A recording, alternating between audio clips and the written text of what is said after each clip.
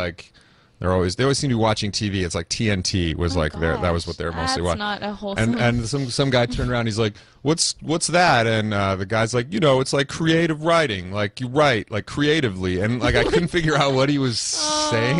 So I was this sort of is embarrassed because I'm standing guy there who with my little worked clipboard. there. Yeah, That was describing creative that's writing right. as where you Writing write creatively. Clearly what he had in mind was like calligraphy. Like that was Oh, that was his. oh So he no. thought I was going to come in there with like paintbrushes and I don't know what, but These poor kids got that So- description before. yeah, it was. But every now and then I would go in and teach the whole class, like during the school day.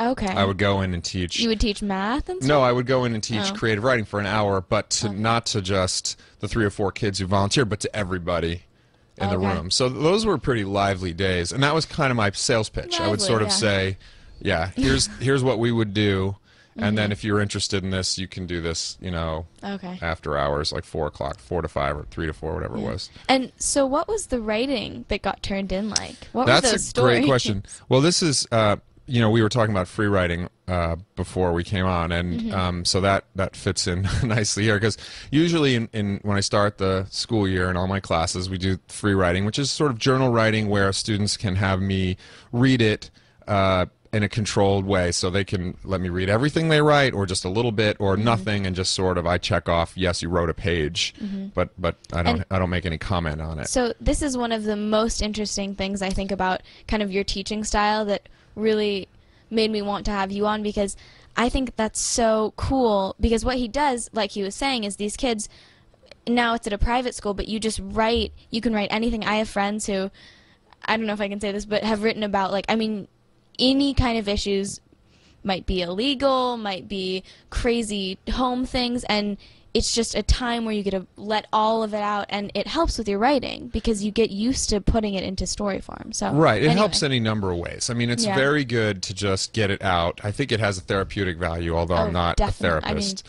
I think it from has a what I lot know. of value for writing. As you say, you get to learn how to... No one's better at writing anything than they are at writing what's really on their mind, right? That's where Yeah. you get it all out there. But I go through this elaborate, over the years, I've been doing this for like 12 years. So over the years, I've developed this really elaborate series of instructions and warnings about how that works. Because I was burned almost immediately by this. When my first Oh, year wow. teaching, I had somebody come to me with this out of control, explosive personal issue, and I had no idea what to do with it.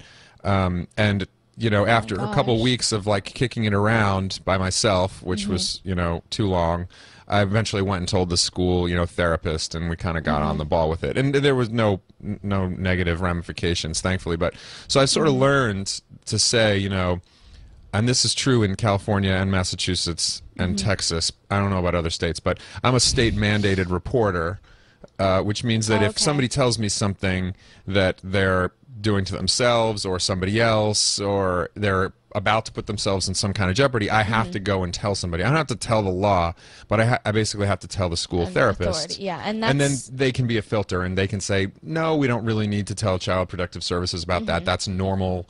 Or they can say, yes, we need to do something about it. So I tell the kids all of this.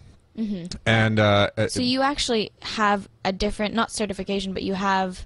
Is that usual for teachers? Do you always have to be? as like a a stand, reporter, anybody who what's it, works with state reporter? kids Oh, okay. is a state mandated So any reporter. educator, any- okay. educator at any level, and that's even elementary school. They have a different code that they're supposed to be sort of looking out for.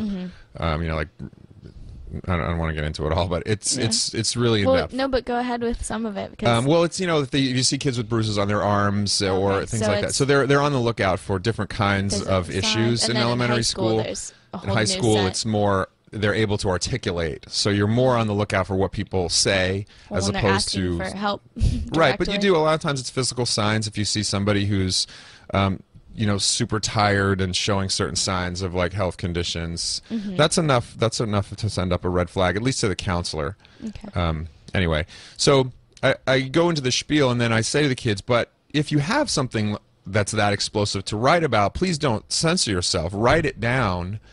But then when you turn it in, and we do it all electronically at Sonoma Academy, which is nice, just white it out when you give it to me, all those parts, so that I'll know that you've written something, but you can keep the confidence. And so in this way, we have this sort of mutual confidentiality.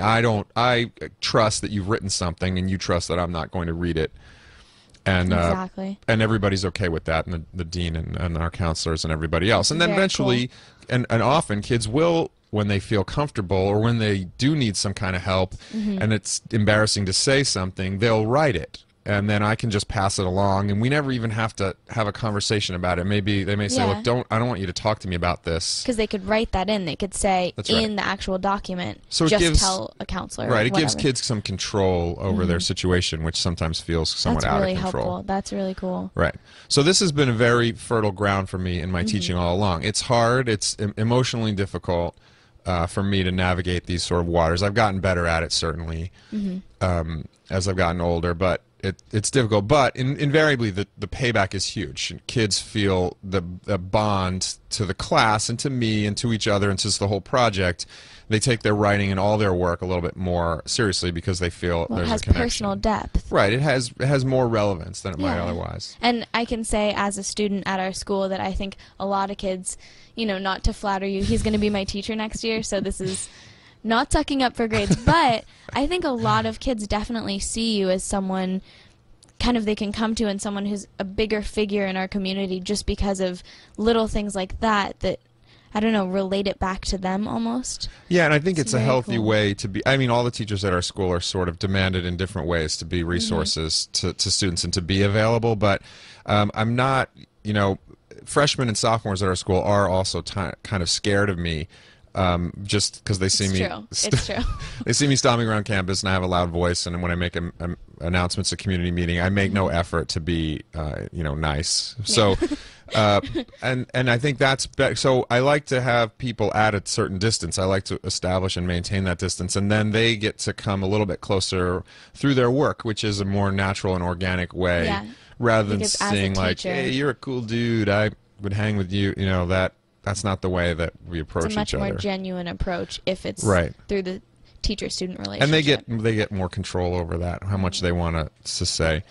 So when I went to the juvenile hall, though, every single time I would have to give the same little speech, Oh, right? gosh, and yeah, it means 'cause something it's in quite his different group. in that context. So the very first time I was there, I was in the girls' unit, which is way more dangerous, it turns out. Really? Well, in some ways, they're more unpredictable and Colleen they're more says, bold. "Oh yeah." The boys tend to be. Okay. The boys tend to be just sort of shut down. They're occasionally, if one of them figures that they can get a rise out of the others by coming after the teacher, verbally. I never Do got they do that? touched physically, but yeah, they'll do it. Occasionally they'll be like, "Yeah, I got some creative writing for you," Oh, just like kind of yeah, comments. And, that right. I mean, like the lowest form of adolescent assault, Yeah. verbal assault. So occasionally that would happen, but the girls are much more like every single one of them will prod you in some way, and seeing them go after each Wow. other is really, Is it mostly verbal or is it? oh, it's all physical? verbal. With Oh, me, okay. it was never. Nothing ever got physical, but just it's harder to control a classroom of all girls in Wow. juvenile hall because they're much more concerned with the pecking order. With the boys, it's all about Oh, who can you know what? who can beat the other guy down, That's not right? just juvenile hall. No. That's actually Right. Right. High So school, too. it's sort of like the normal high school experience, except behind bars, right? So things Yeah, change a I little agree. bit.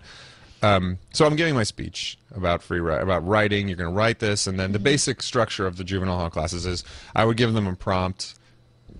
Write about this, or just write anything you want, and then we're all going to read it out loud and talk about it a little bit. Oh, And I should say I sounds stole like that. It could be very therapeutic. Yeah, I mean, especially in that setting. Right, and they get enough therapy, and I Well, tell them like this yeah, is but- not about tell a story, tell whatever's on your mind, whatever you want to write about, entertain yourself, somebody else. I stole this idea entirely from Mark Salzman, who wrote a book called True Okay. Notebooks, where he did this very same thing. Yeah, I actually read like half of that. Yeah. I don't know why I didn't finish it, but it was great. It is really good, and so I sort of knew at least something of what to expect. So I'm giving the speech to the girls on the first day about what you can and cannot write and what I have to do, and so somebody interrupts me and says, "Can we write about stuff that we've done?" And I said, I guess so. I was totally unpiloted here. I had no official training in this exact Yeah, capacity. yeah. I said, so on the spot, what I